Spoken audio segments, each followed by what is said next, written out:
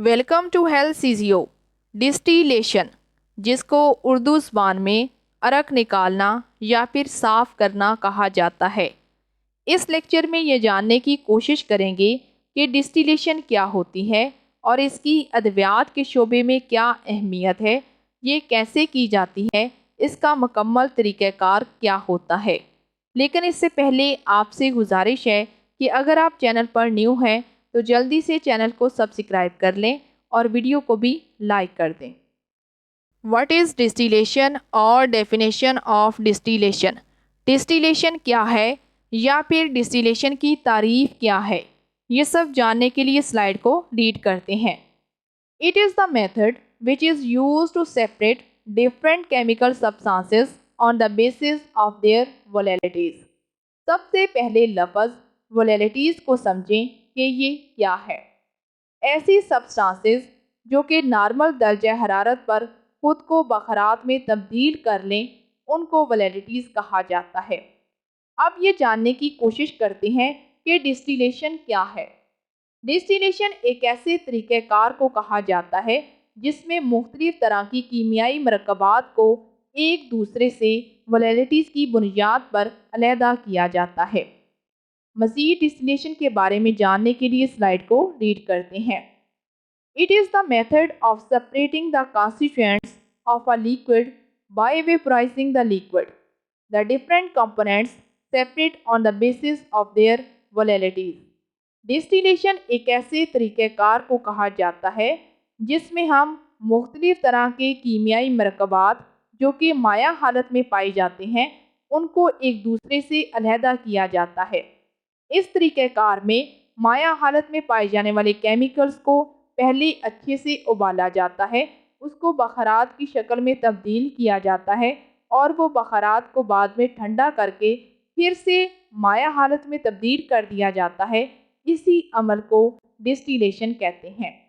इन तमाम कंपोनेंट्स को एक दूसरे से वोलेटिलिटीज़ की बुनियाद पर ही अलहदा किया जाता है। Principle of distillation. डिस्टिलेशन का असूल क्या है, हम डिस्टिलेशन क्यों और कैसे करते हैं, इन तमाम सवालात के जवाबात जानने के लिए स्लाइड को रीड करते हैं। It is a purification as well as separation process in which a chemical substance is boiled up to their boiling point until it converts into vapors. Then the condenser is attached the distillation flask which condenses back these vapors into the liquid again and collecting in the receiver. It is called distillate. Distillation क्या है? ये असल में एक ऐसे तरीक़ेकार को कहा जाता है जिसमें हम मुख्तलिफ तरह की कीमियाई मरकबात को एक दूसरे से अलहदा करते हैं और अलहदा करने के इस अमल को डिस्टिलेशन कहते हैं। इसके अलावा इन कीमियाई मरकबात को अगर हमने खालिस करना है तो इस अमल को भी हम डिस्टिलेशन ही कहते हैं। डिस्टिलेशन के तरीक़ेकार में हम इन कीमियाई मरकबात के मिक्सचर को पहले उबालते हैं। इनको इतना उबाला जाता है जितना कि इनका बॉइलिंग पॉइंट होता है, यानी कि जितनी इनके अंदर उबालने की बर्दाश्त करने की इनकी हद होती है, इतना इनको उबाला जाता है। जब ये कीमियाई मरकबात उबाले जाते हैं तो ये बखरात की शक्ल में तब्दील हो जाते हैं। ये बखरात एक ऐसी अपरेटस के अंदर, एक सामान के अंदर इकट्ठे कर लिए जाते हैं जिसको हम कंडेंसर बोलते हैं। कंडेंसर क्या काम करता है, ये इन बखरात को ठंडा करके फिर से माया हालत में तब्दील कर देता है और फिर उसके बाद ये बखरात जब माया हालत में तब्दील हो जाते हैं तो इनको एक दूसरे बर्तन के अंदर इकट्ठा कर लिया जाता है। इस बर्तन को हम रिसीवर कहते हैं और ये जो माया इकट्ठी की गई है इसको हम डिस्टिलेट बोलते हैं। इस तरह से डिस्टिलेशन का अमल मुकम्मल हो जाता है। मज़ीद आने वाली स्लाइड्स के अंदर हम डिस्टिलेशन के अंदर इस्तेमाल होने वाला सामान देखेंगे और इसकी मज़ीद डिटेल भी जानने की कोशिश करेंगे। Distillation is a commonly used method for purifying liquids and separating mixture of liquids into their individual components. Distillation असल में आम तौर पर इस्तेमाल किए जाने वाला तरीक़ाकार है जिसमें हम मुख्तलिफ तरह के कीमियाई मरकबात को जो कि ख़ास तौर पर लिक्विड में पाए जाते हैं, उनको खालिस करना, एक दूसरे से अलहदा करने के लिए ये तरीक़ाकार इस्तेमाल किया जाता है। Operators use in distillation. Distillation के तरीक़ाकार में कौन सा सामान इस्तेमाल किया जाता है और वो देखने में कैसा होता है, ये सारी डिटेल इस स्लाइड में जानने की कोशिश करते हैं, जिसमें पहले नंबर पर है स्टिल, द वेसल और the container in which the liquid is heated. Still को आप वेसल भी कह सकते हैं और आप इसको कंटेनर का नाम भी दे सकते हैं, यानी कि ऐसा बर्तन जिसमें लिक्विड को गर्म या फिर उबाला जाता है उसको हम स्टिल कहते हैं। अगर आप नीचे लगी हुई तस्वीर को ज़रा गौर से देखें तो आपको पहले नंबर पर जो वाज़िया तौर पर बर्तन दिखाया गया है वो स्टिल है। आप इसमें वाज़िया तौर पर देख सकते हैं कि लिक्विड को डाल के गर्म किया जा रहा है। इसके बाद दूसरे नंबर पर है condenser, through which cold water is circulated to carry out condensation. Condenser को समझने के लिए तस्वीर को ज़रा गौर से देखें तो दूसरे नंबर पर आपको जो चीज़ वाज़िया तौर पर दिखाई गई है वो कंडेंसर है। अगर हम इसके स्ट्रक्चर को समझने की कोशिश करें तो आपको बिल्कुल दरमियान में सफ़ेद रंग में एक बारीक सी नाली यानी कि ट्यूब नज़र आ रही है। इस ट्यूब के अंदर ही ये बखरात इकट्ठे होते हैं और इस बारीक सी ट्यूब के बिल्कुल बाहर आपको एक बड़ी सारी ट्यूब भी नज़र आ रही है, यानी कि दरमियान में एक बारीक सी नाली है और उसके ऊपर एक और बड़ी सारी नाली है। ये जो बाहर वाली ट्यूब है ये असल में क्या काम करती है, इसके अंदर से बर्फ़ या फिर ठंडा पानी डाला जाता है। तो आप इसमें वाज़िया तौर पर देख सकते हैं कि दो पाइप लगे हुए हैं, एक ऊपर की तरफ और एक नीचे की तरफ, यानी कि एक तरफ से पानी डाला जाता है और ये पानी काफ़ी ज़्यादा ठंडा यानी कि बर्फ़ वाला होता है और दूसरी तरफ से ये पानी निकाल दिया जाता है और ये जो ठंडा पानी होता है ये दरमियान वाली जो ट्यूब है उसको ठंडा करता है ताकि ये बखरात फिर से माया हालत में तब्दील हो जाएं और इसी सामान को हम कंडेंसर का नाम देते हैं। यानी कि कंडेंसर का असल में काम ये होता है कि ये बखरात को फिर से माया हालत में तब्दील कर देता है। इसके बाद तीसरे नंबर पर है receiver, vessel in which the condense liquid is collected. आप रिसीवर को वेजल का नाम भी दे सकते हैं, यानी कि रिसीवर असल में क्या है, चीज़ों को इकट्ठा करने वाला। जब ये डिस्टिलेशन का अमल मुकम्मल हो जाता है यानी कि बखरात जो है वो फिर से जब माया हालत में तब्दील हो जाते हैं तो ये लिक्विड हम जिस बर्तन के अंदर इकट्ठा करते हैं उसको हम रिसीवर कहते हैं। ये रिसीवर कंटेनर की शक्ल में भी हो सकता है, ये बीकर की शक्ल में भी हो सकता है, ये किसी फ्लास्क की शक्ल में भी हो सकता है या फिर ये किसी सिलेंडर की शक्ल में भी हो सकता है। Types of distillation. डिस्टिलेशन की कितनी इकसाम होती हैं? यहाँ पर हम डिस्टिलेशन की सिर्फ 4 इकसाम को डिस्कस करेंगे, जिसमें पहले नंबर पर है सिंपल डिस्टिलेशन, दूसरे नंबर पर स्टीम डिस्टिलेशन, तीसरे नंबर पर फ्रैक्शनल डिस्टिलेशन और चौथे नंबर पर है वैक्यूम डिस्टिलेशन। आने वाली स्लाइड्स में हम इन तमाम इकसाम को डिटेल के साथ जानने की कोशिश करेंगे। डिस्टिलेशन की पहली किस्म है सिंपल डिस्टिलेशन। मज़ीद इसके बारे में जानने के लिए स्लाइड को रीड करते हैं। Simple distillation is a process used to eliminate solid impurities from a liquid.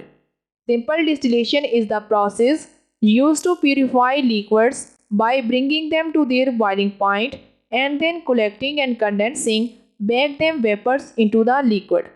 Simple distillation एक ऐसे तरीक़ेकार को कहा जाता है जिसमें किसी भी केमिकल में मौजूद जो सॉलिड इम्प्योरिटीज़ होते हैं यानी कि जो नाखालिसपन होता है उसको अलहदा करने के लिए, उसको वहाँ से खारिज करने के लिए जो तरीक़ेकार प्रेफर किया जाता है उसको सिंपल डिस्टिलेशन कहते हैं। यहाँ पर मैं आपको एक और बात वाज़िया कर दूँ कि ऐसे दो लिक्विड्स जिनके आपस में बॉइलिंग पॉइंट 30 डिग्री सी से ज़्यादा हो, यानी कि दो लिक्विड्स के दरमियान में जो बॉइलिंग पॉइंट है वो 30 डिग्री सी के फ़र्क पर है, तो उसके लिए भी आप सिंपल डिस्टिलेशन का ही तरीक़ाकार इस्तेमाल करेंगे। तो सिंपल डिस्टिलेशन एक बहुत ही सादा सा तरीक़ाकार है जिसमें आप किसी भी लिक्विड को खालिज करते हैं और इसके अलावा उसमें मौजूद इम्प्योरिटीज़ को भी आप अलहदा करते हैं। इस तरीक़ाकार में किसी भी लिक्विड को पहले अच्छे से गर्म किया जाता है हत्ता कि इतना गर्म किया जाता है कि वो अपने बॉइलिंग पॉइंट तक पहुंच जाए। उसके बाद ये लिक्विड के बनने वाले बखारात को इकट्ठा कर लिया जाता है और कंडेंसर की मदद से इन बखारात को फिर से लिक्विड में तब्दील कर दिया जाता है और इसी अमल को सिंपल डिस्टिलेशन कहते हैं। The apparatus generally used for simple distillation consist of still, the condenser and the receiver. Simple distillation के तरीक़ाकार को करने के लिए हमें जिन चीज़ों की ज़रूरत है उसमें पहले नंबर पर है स्टिल। आप इसको वेज़ल, फ्लास्क या फिर कंटेनर का नाम भी दे सकते हैं। और दूसरे नंबर पर जिस चीज़ की ज़रूरत है वो है कंडेंसर और तीसरे नंबर पर receiver. Flask should be filled not more than half of its 2/3 of its size. The liquid is converted into vapors which are passed through cooling surface to condense the vapors. अब ये simple distillation का तरीक़ाकार क्या है और ये कैसे की जाती है, ये सारी डिटेल हम तस्वीर की मदद से समझने की कोशिश करते हैं। अगर आप इस तस्वीर को ज़रा गौर से देखें तो आपको सबसे पहले जिस चीज़ की ज़रूरत है वो है स्टिल, जिसको आप फ्लास्क का नाम भी दे सकते हैं। आप इस फ्लास्क को कितना भरेंगे? आपने इस फ्लास्क के अंदर जो लिक्विड डालना है वो इस फ्लास्क का आधा हिस्सा या फिर आधे से कम हो, यानी कि बर्तन को आपने पूरा नहीं भरना बल्कि आधा या फिर आधे से कम बर्तन आपने भरना है। इस फ्लास्क के अंदर हमने जिस केमिकल का इस्तेमाल किया है वो केरोसिन और पेट्रोल है, यानी कि हम केरोसिन और पेट्रोल को एक दूसरे से अलहदा करना चाहते हैं। आप इस फ्लास्क के साथ एक और चीज़ लगाएंगे, वो है थर्मामीटर, ताकि हम ये वाज़िया तौर पर जान सकें कि इस फ्लास्क के अंदर जो लिक्विड डाला गया है उसका बॉइलिंग पॉइंट, यानी कि उसका जो दर्जा हरारत है, उसका जो उबलने का पॉइंट है वो सही जा रहा है या नहीं जा रहा। कहीं ऐसा तो नहीं है कि बॉइलिंग पॉइंट ज़्यादा हो गया है या फिर वो कम हो रहा है। तो ये सारी चीज़ें मापने के लिए आपने इसके ऊपर एक थर्मामीटर भी अटैच कर देना है। इसके साथ एक और चीज़ लगाई जाएगी जो कि है कंडेंसर। आप इस तस्वीर में वाज़िया तौर पर देख सकते हैं कि इस फ्लास्क के साथ बड़े ही अच्छे तरीके के साथ इस कंडेंसर को जोड़ा गया है ताकि बखारात बआसानी फ्लास्क में से कंडेंसर की तरफ जा सके। जब ये आप तमाम चीज़ें अच्छे से जोड़ लेंगे फिर उसके बाद आपने आग जला देनी है, जो कि आपको यहाँ पर वाज़िया तौर पर दिखाई गई है। जैसे ही आग को जलाएंगे तो कुछ देर के बाद ये लिक्विड उबलना शुरू हो जाएगा और ये लिक्विड वेपर्स की शक्ल में उड़ता हुआ कंडेंसर की तरफ जाना शुरू हो जाएगा। तो कंडेंसर क्या करेगा? कंडेंसर इन लिक्विड्स के बखारात को फिर से लिक्विड में तब्दील कर देगा। कंडेंसर के अंदर आपने ये चीज़ याद रखनी है कि इसके दोनों इतराफ में दो सुराख हैं। इन दोनों सुराखों के साथ आपने पाइप को अटैच करना है। एक तरफ से ठंडा पानी डालना है और दूसरी तरफ से वो पानी आपने निकाल देना है ताकि कंडेंसर अच्छे से ठंडा रहे। तो यूँ ये हमारा सिंपल डिस्टिलेशन का तरीक़ाकार मुकम्मल हो जाता है। तो यूँ हमें ये बात वाज़ेह हो चुकी है कि केरोसिन और पेट्रोल में हमने किस चीज़ को अलहदा किया है। हमने केरोसिन को अलहदा किया है और ये केरोसिन बिल्कुल साफ़, शफाफ और इस्तेमाल के काबिल है। डिस्टिलेशन की दूसरी किस्म है fractional distillation. Fractional distillation is a process by which components in a chemical mixture are separated according to their different boiling points. Fractional distillation एक ऐसे तरीक़ेकार को कहा जाता है जिसमें हम मुख्तलिफ़ तरह के कीमियाई मरकबात जो कि केमिकल मिक्सचर की शक्ल में पाए जाते हों और आप इनको एक दूसरे से अलहदा करना चाहते हों, तो इन दोनों को एक दूसरे से उनके बॉइलिंग पॉइंट्स की बुनियाद पर अलहदा करने के अमल को फ्रैक्शनल डिस्टिलेशन कहा जाता है। यहाँ पर मैं आपको एक और बात वाज़िया कर दूँ कि ऐसे दो केमिकल मिक्सचर्स, यानी कि ऐसे दो लिक्विड्स जिनका आपस में बॉइलिंग पॉइंट 30 डिग्री सी से कम हो, आप उनके लिए फ्रैक्शनल डिस्टिलेशन की तरीक़ेकार का इस्तेमाल करेंगे। In fractional distillation the compound is heated and as each of its constituent components comes to a boil, its vapors are separated and cooled so it can be removed in its pure form. Fractional distillation को हम कैसे करेंगे?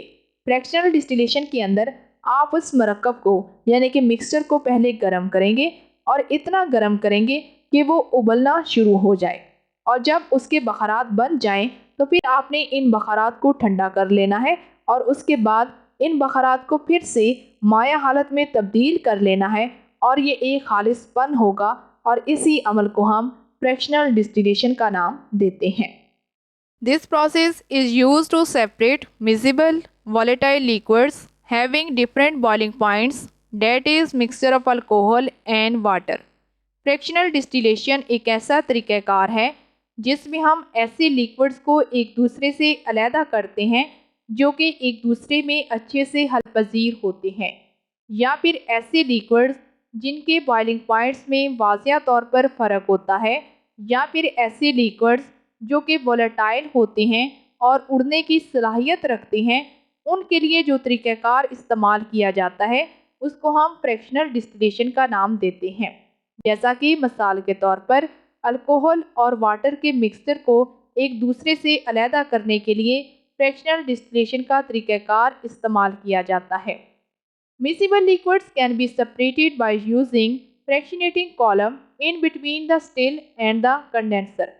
Fractional distillation के अंदर हम एक और सामान का इस्तेमाल करते हैं, यानी कि सिंपल डिस्टिलेशन के अंदर हमने जिन चीज़ों का इस्तेमाल किया था, अब हम यहाँ पे एक और चीज़ का इजाफा करेंगे, वो है फ्रैक्शनेटिंग कॉलम।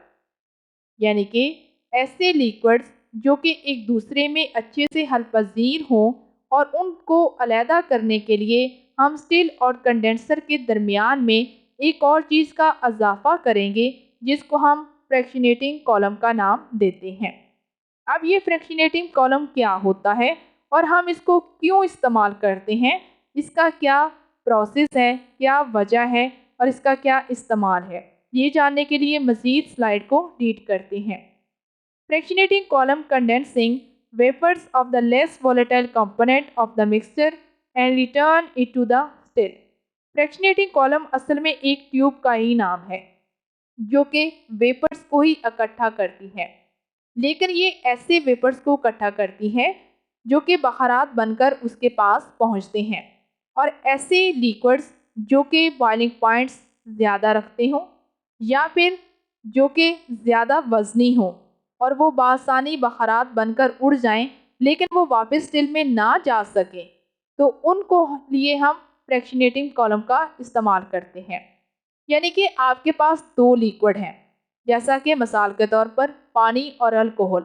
जब आप इन दोनों को उबालेंगे तो दोनों के बखरात बनकर उड़ेंगे, और जिसके बखरात वज़नी होंगे वो इस फ्रैक्शनेटिंग कॉलम में से गुजरकर आगे कंडेंसर में चला जाएगा, और जिसके बखरात कम वज़न होंगे वो वापस स्टिल में आ जाएगा। The vapours of more volatile components pass through the condenser and collecting the receiver. और बिल्कुल उसी तरह इस फ्रैक्शनेटिंग कॉलम में से गुजरने वाले बखरात को कंडेंसर के अंदर इकट्ठा कर लिया जाएगा, और कंडेंसर फिर से इन बखरात को लिक्विड्स में तब्दील करके रिसीवर में भेज देगा।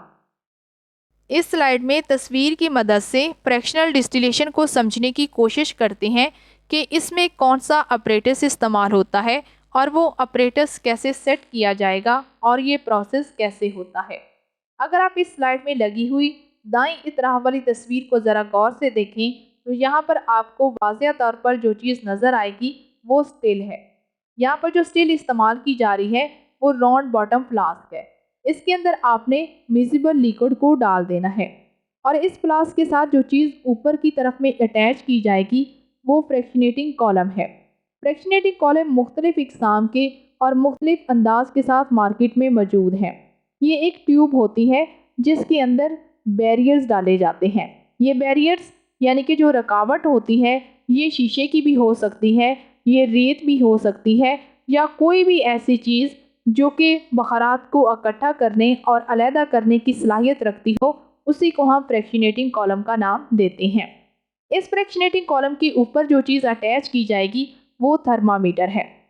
अब आपने कंडेंसर को इस फ्रैक्शनेटिंग कॉलम के साथ अच्छे के साथ जोड़ देना है, और कंडेंसर के आगे आपने रिसीवर रख देना है। जब आप आग को जलाएंगे तो ऐसी सूरत में हमारा जो लिक्विड है वो पहले गर्म और उसके बाद उबलना शुरू होगा। जब ये उबलना शुरू होगा तो इसके बखारात फ्रैक्शनेटिंग कॉलम में जाना शुरू हो जाएंगे। अब फ्रैक्शनेटिंग कॉलम के अंदर जो बखारात वज़नी होंगे वो ऊपर की तरफ चले जाएंगे और जो कम वज़नी होंगे वो दोबारा फिर से स्टिल में वापस आ जाएंगे। और जो बखारात फ्रैक्शनेटिंग कॉलम में ऊपर की तरफ गए हैं वो कंडेंसर में जाकर इकट्ठा होना शुरू हो जाएंगे और कंडेंसर इनको फिर से बखारात में तब्दील कर देगा और फिर हम रिसीवर के अंदर इनको बआसानी जो है वो इकट्ठा कर लेंगे। साथ में जो आपको बाईं तरफ में तस्वीर दिखाई गई है ये असल में लेबॉर्ट्री की तस्वीर है, जिसके अंदर हम वाज़िया तौर पर देख सकते हैं कि कैसे फ्रैक्शनल डिस्टिलेशन की जाती है। डिस्टिलेशन की तीसरी किस्म है स्टीम डिस्टिलेशन। मज़ीद इसके बारे में जानने के लिए स्लाइड को रीड करते हैं। Steam distillation is purification and separation process which is used for water immiscible compounds and water should be present in the system।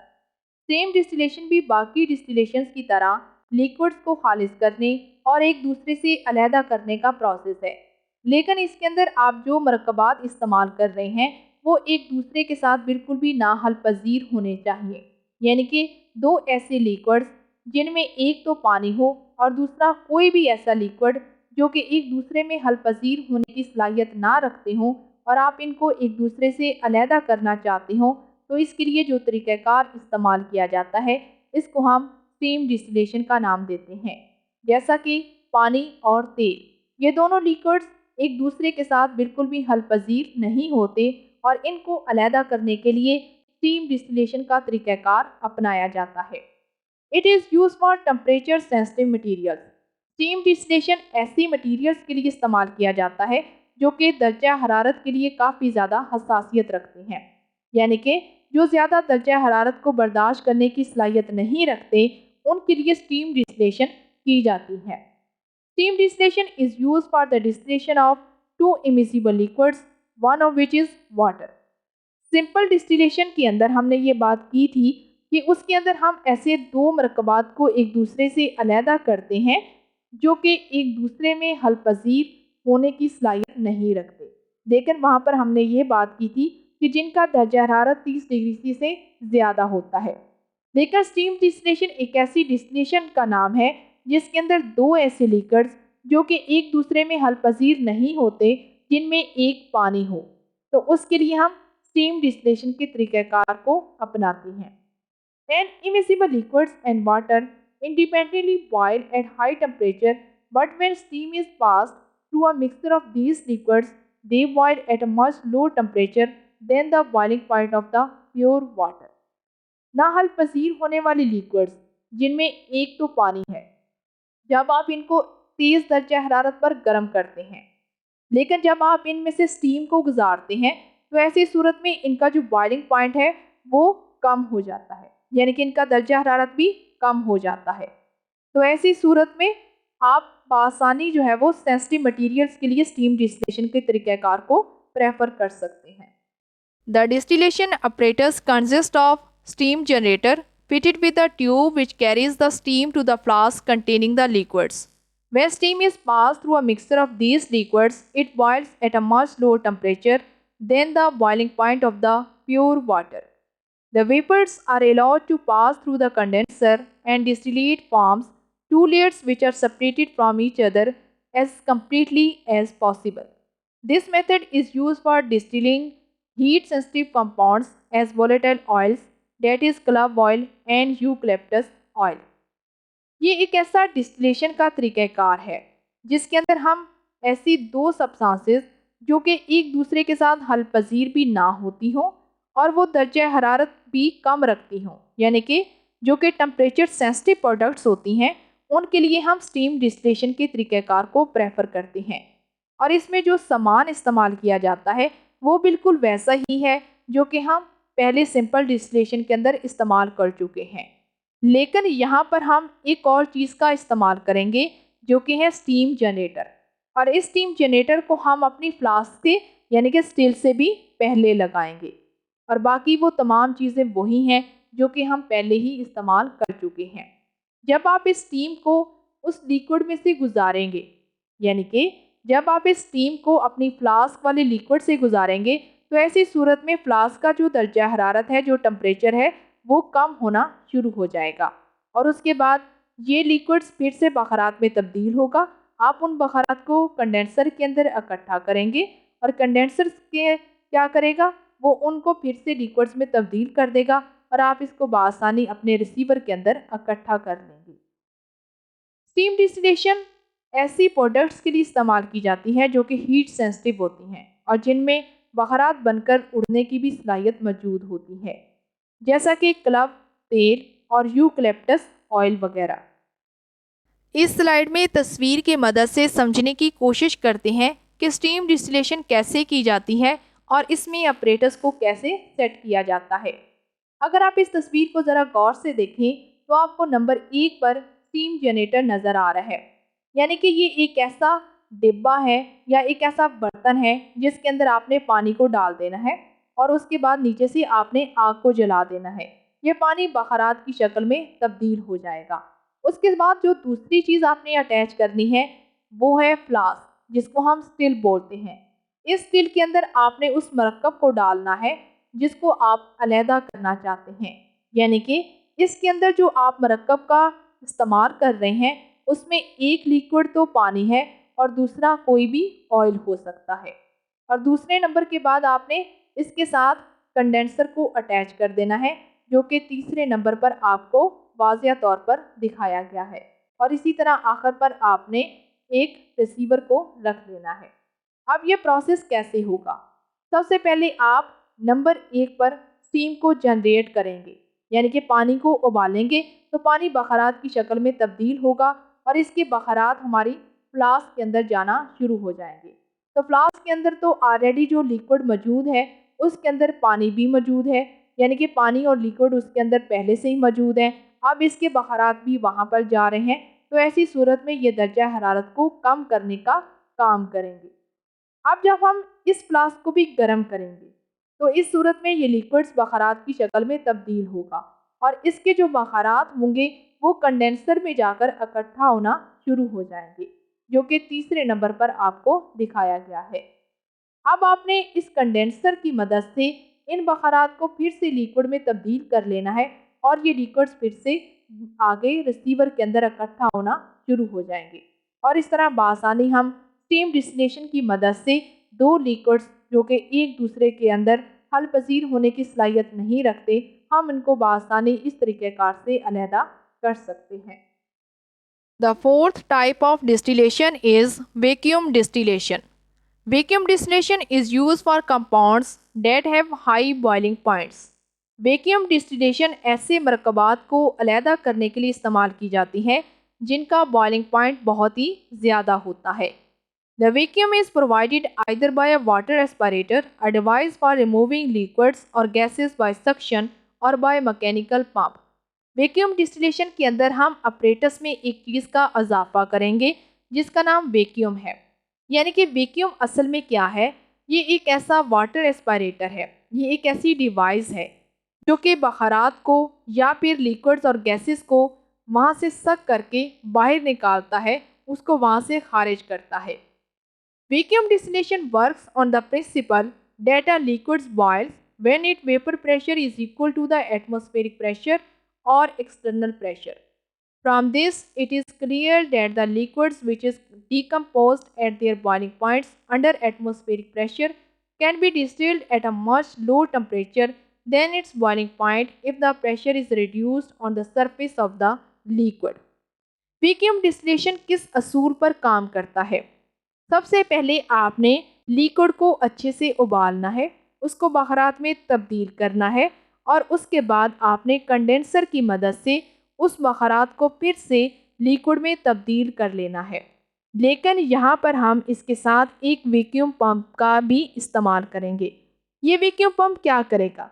ये इन बखरात में बनने वाला जो लिक्विड है, यानी कि कंडेंसर से जो लिक्विड बना है उसके अंदर अगर तो प्रेशर बहुत ज़्यादा है, टेम्परेचर बहुत ज़्यादा है, बॉइलिंग पॉइंट बहुत ज़्यादा है, तो वो उसको रिड्यूस करेगा, उसको कम करेगा और फिर इस तरह से हम उसको रिसीवर में बआसानी इकट्ठा कर लेंगे। This process is carried out in Klaassen flask has two necks, through one inserted thermometer and attached to condenser and other hold fine capillary. Side tube of receiver connected to vacuum pump. A pressure gauge manometer is inserted between receiver and the vacuum pump. इस तरीके car के अंदर हम जिस flask का इस्तेमाल करेंगे उसको हम क्लेसन फ्लास्क का नाम देंगे। यानी कि ये एक ऐसी फ्लास्क को कहा जाता है जिसमें 2 होल्स होते हैं, यानी कि 2 गर्दन्स होती हैं। एक गर्दन एक मकसद के लिए इस्तेमाल की जाती है, यानी कि एक के अंदर हम थर्मामीटर को डालेंगे और दूसरी के अंदर हम कंडेंसर को डालेंगे। बाकी की डिटेल हम आने वाली स्लाइड के अंदर तस्वीर की मदद से समझने की कोशिश करेंगे कि वैक्यूम डिस्टिलेशन के अंदर हम सामान को कैसे सेट करते हैं। इस स्लाइड में तस्वीर की मदद से हम वैक्यूम डिस्टिलेशन को समझने की कोशिश करेंगे कि अपरेटस को कैसे सेट किया जाता है और ये कैसे काम करता है। अगर आप इस स्लाइड को ज़रा गौर से देखें तो आपको नंबर 1 पर जो फ्लास्क नज़र आ रही है इसको हम क्लेसन फ्लास्क का नाम देंगे, यानी कि ऐसी फ्लास्क जिसकी 2 गर्दन होती हैं। अगर आप इस फ्लास्क को ऊपर वाली इतराफ में ज़रा गौर से देखें तो आपको वाज़िया तौर पर इसकी 2 गर्दन नज़र आएंगी, यानी कि एक गर्दन में हम इसके साथ बॉइलिंग पॉइंट को चेक करने के लिए थर्मामीटर अटैच करेंगे और दूसरे कोने पर हम इसके साथ कंडेंसर को अटैच करेंगे। और इसके बाद अगर ज़रा गौर से देखा जाए तो नंबर 4 पर आपको वैक्यूम पंप नज़र आ रहा है। ये वैक्यूम पंप आपने कंडेंसर और रिसीवर के दरमियान में अटैच करना है और आखिर पर आप इसके आगे रिसीवर को रख देंगे।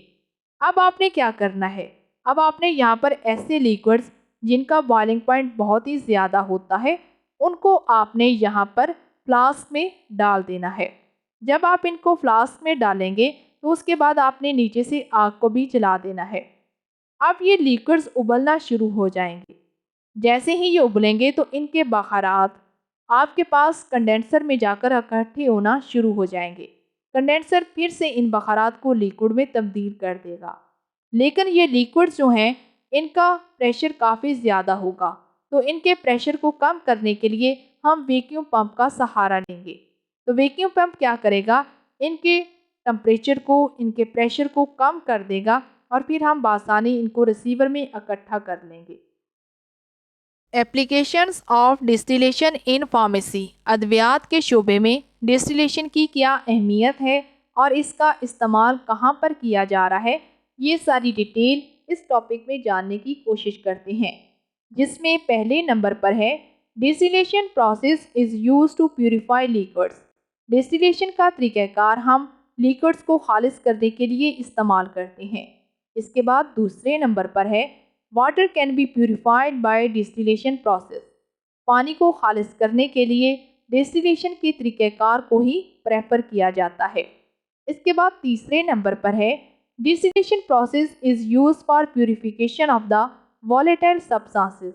ऐसी अशिया जो कि माहौल में उड़ने की सलाहियत रखती हों या जो कि हवा में उड़ने की सलाहियत रखती हों, उन चीज़ों को एक दूसरे से अलहदा करने के लिए और खालिज करने के लिए डिस्टिलेशन के तरीक़ाकार को ही प्रेफर किया जाता है।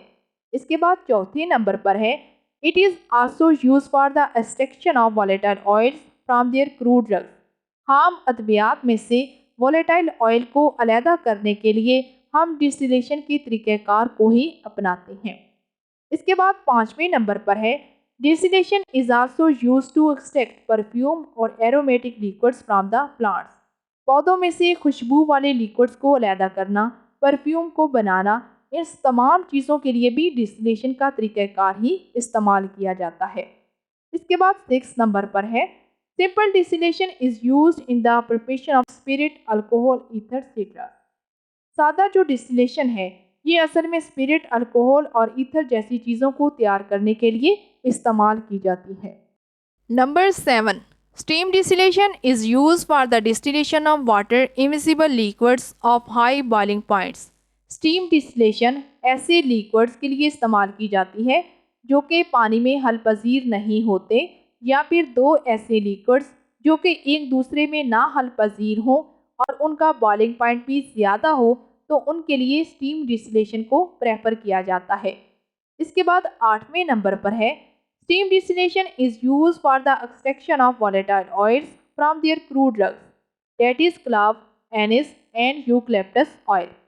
स्टीम डिस्टिलेशन हम खाम अद्वियात में से तेल को निकालने यानी कि खाम अद्वियात में से वोलेटाइल ऑयल्स को निकालने के लिए भी इस्तेमाल करते हैं, जैसा कि क्लव में से क्लव ऑयल को निकालना, एनिस में से एनिस ऑयल को निकालना और यूकलिप्टस ऑयल्स वगैरह को खालिज करने के लिए हम स्टीम डिस्टिलेशन के तरीक़ाकार को इस्तेमाल करते हैं। Number 9, distilled water, rose water and other pharmaceutically active ingredient are obtained by distillation। खालिस पानी या फिर गुलाब वाला पानी या फिर इसके अलावा ऐसी इंग्रेडिएंट्स जो कि अद्वियात को बनाने के लिए इस्तेमाल होते हैं, उनको खालिस करने के लिए डिस्टिलेशन के तरीक़ेकार को ही प्रेफर किया जाता है। Number 10, petrol, kerosene, fuel oil, lubricant oils produce from the fractional distillation of the crude oil.